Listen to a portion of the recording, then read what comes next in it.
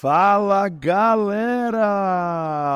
Que saudade que eu estava de todos vocês! Sejam todos bem-vindos e todas bem-vindas para a nova temporada do Bora Ler a Bíblia! Isso mesmo que você está ouvindo, depois de algum tempo aí de um descanso sabático. O seu pastor favorito, Gustavo Ferelli, está de volta com o Bora Ler a Bíblia e nessa nova temporada nós vamos ler e estudar o livro de Neemias, um baita de um livro fantástico. E eu já vou avisando já de antemão, algumas coisas já vão começar diferente. Por exemplo, a introdução do livro de Neemias eu vou fazer aqui, separado do capítulo 1 de Neemias.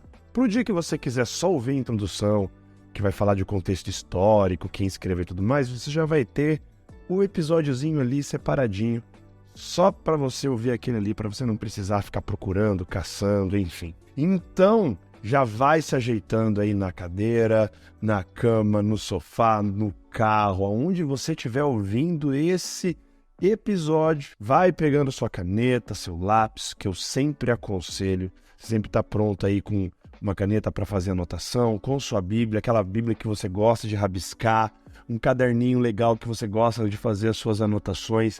E vem comigo, porque vamos começar Neemias com a sua introdução.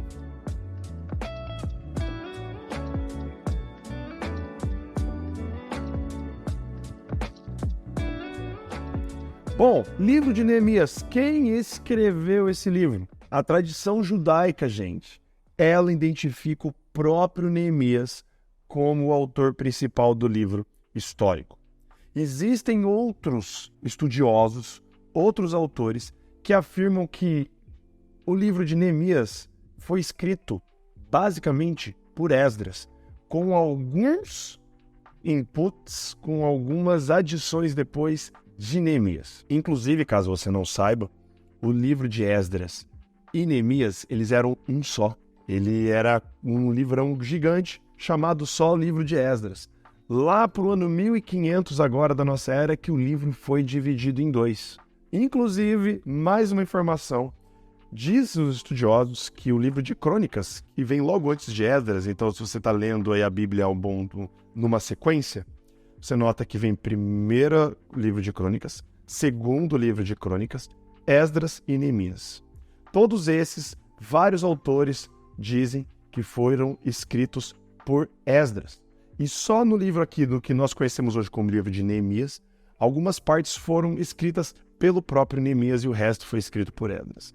Isso estou falando de alguns autores, mas também outros grandes autores, grandes estudiosos, grandes teólogos afirmam, inclusive a tradição judaica, dos rabinos, dizem que quem escreveu o livro de Neemias inteiro foi Neemias, na sua grande parte, com algumas adições de Esdras. Então, na verdade, estamos em casa. Tanto Esdras quanto Neemias, não importa quem escreveu a maior parte do livro, importa que ele foi escrito por duas grandes personalidades do período pós-exílico. Por que a gente chama período pós-exílico? É o período em que o povo de Israel, após 70 anos de cativeiro em Babilônia, eles são agora liberados para voltar para a sua terra. Mas isso a gente já vai entrar. Então, olha só, voltando para quem escreveu esse livro. Neemias, então, é um grande consenso de que foi ele que escreveu. Você vê o livro, principalmente escrito em primeira pessoa. Ele fala eu, no dia tal, eu estava, eu me encontrava, escrito basicamente em primeira pessoa.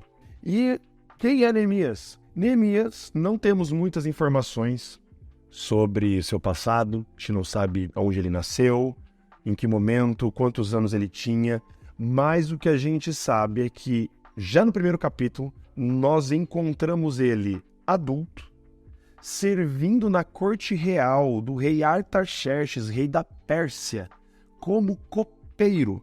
Sabe o que era o copeiro? Copeiro é aquele cara, quando você, se você lembra, se você já viu filmes a respeito, desenhos animados, enfim, sabe aquele cara que prova a comida do rei e prova a bebida do rei para mostrar que, primeiro, avaliar a qualidade da comida, ele era o crivo de dizer assim, nossa, isso aqui tá uma boa comida, uma boa bebida, E principalmente, em segundo lugar, ele analisava se a comida estava envenenada, a bebida estava envenenada ou não. Ele era o cara que era o filtro para o rei.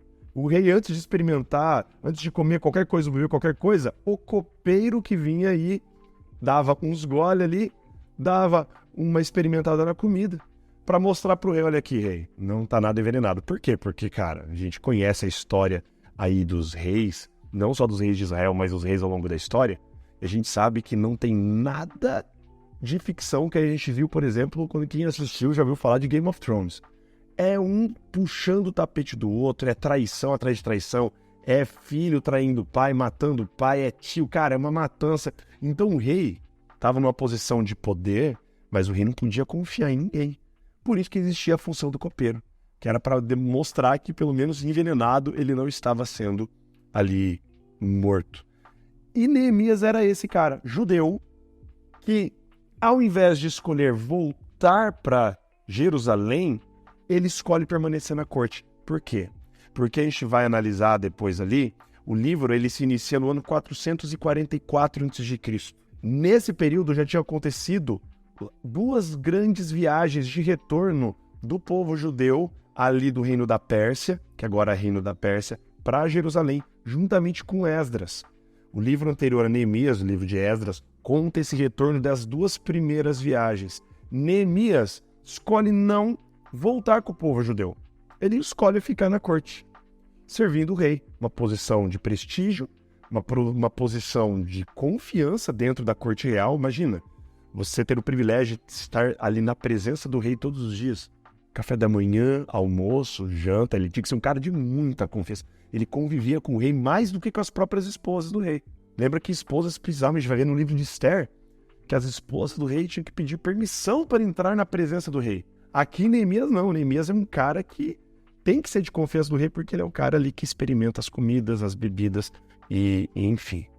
E o que interessa nessa história é que ele fica ali, só que no livro de Neemias nós vamos analisar o que? Ele pedindo permissão para o rei Artaxerxes, o rei da Pérsia, voltar ali por um período para Jerusalém, para ele poder ajudar na reconstrução dos muros de Jerusalém.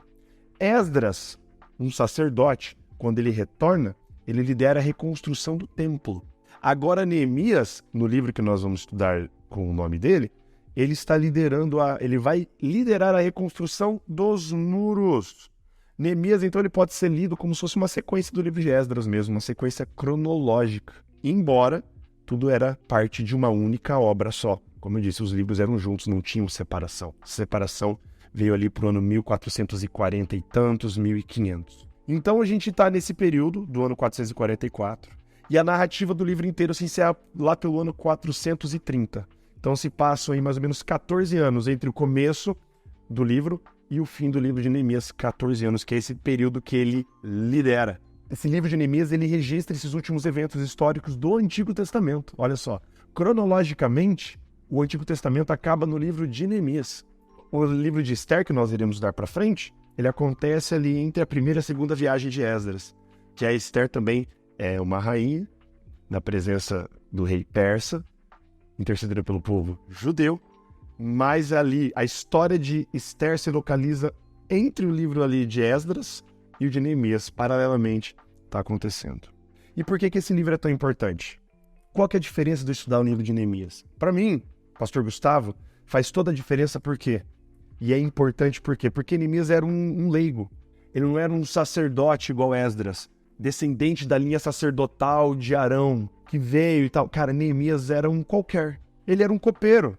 Ele não era um profeta igual Malaquias, não era um sacerdote como Esdras. Ele era um servo particular do rei antes de liderar esse grupo de judeus no retorno para Jerusalém. Uma coisa muito interessante, né? Como ele estava o tempo inteiro envolvido com o rei na corte, ele tinha bastante familiaridade com as questões políticas. Como fazer, como pedir, como se aproximar do rei, o que mostra que Deus pode usar e deve usar e usa pessoas que não estão, entre aspas, dentro do ministério, como se a gente pensasse que Deus só usa pastores, ministros, bispos, padres, presbíteros. Não. Deus usa qualquer um que se coloca à disposição dele. Neemias era um desses, um leigo, que resolveu um dia querer mudar a história ali da reconstrução de Jerusalém.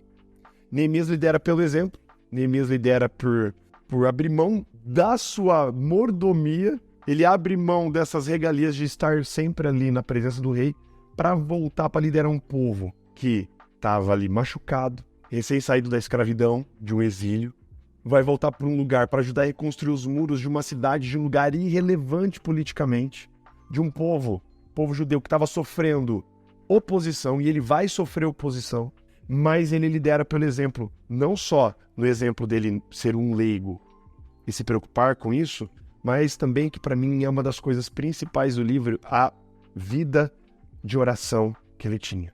O livro de Neemias começa com uma oração e basicamente lá quase no fim termina com uma oração. E isso eu quero enfatizar bastante quando a gente começar a ler o primeiro capítulo, o modelo, a fórmula de oração que Neemias usa para interceder pelo povo, para pedir uma resposta para Deus, é um modelo que todos nós devemos seguir. É um modelo que eu acho assim, a gente escreve esse modelinho e a gente segue esse modelinho fazendo as nossas adaptações, mas ele é, enfim, para mim ele é um baita modelo de oração. E qual que é a ideia central? Qual é a ideia central do livro de Neemias? É Neemias relatando a reconstrução de Jerusalém, lá a capital de Judá, junto ele e Esdras. Então Esdras, sacerdote, está ali em prol do reavivamento espiritual do povo. E Neemias ali como um governador liderando a reestruturação política do povo. Então você vê que os dois trabalham juntos. Um pelo lado espiritual e outro pelo lado político-administrativo. Neemias ele oferece um excelente exemplo e um excelente estudo sobre como liderar. O que é ser um líder de acordo com os olhos de Deus. E lembrando, de novo, ele não era o Moisés da vida, ele não era um grande profeta, Isaías, Jeremias, não. Ele era um leigo, um servidor, um copeiro do rei. Como governador, a gente vai lá para frente, que ele negocia a paz, inclusive dos próprios judeus que eram contra pagar impostos para o rei da Pérsia, coisa que isso vai se repetir até lá na frente quando a gente vê no Novo Testamento, o povo judeu revoltado tendo que pagar imposto para Roma, o povo judeu sempre tendo que ser subjugado por alguém. Neemias faz esse meio de campo, o cara era muito político, vivia nesse meio, então ele negocia a paz, ele lidera contra a oposição dos povos que estavam ao redor ali, querendo não ver a reconstrução de Jerusalém. Então, cara, Neemias é um baita de um exemplo disso, de liderança, de oração, de administração, de sucesso, mas aos olhos de Deus. E qual que é a aplicação disso? Para que eu vou ler e como que eu vou aplicar isso na minha vida? Neemias mostra pra gente o tipo de impacto significativo que uma pessoa pode causar sobre uma nação. Uma pessoa. Como uma pessoa se colocando à disposição de Deus pode mudar o curso de uma nação inteira, de um país inteiro. Basicamente, é isso. Mostrando que Deus recorre a todo tipo de pessoa.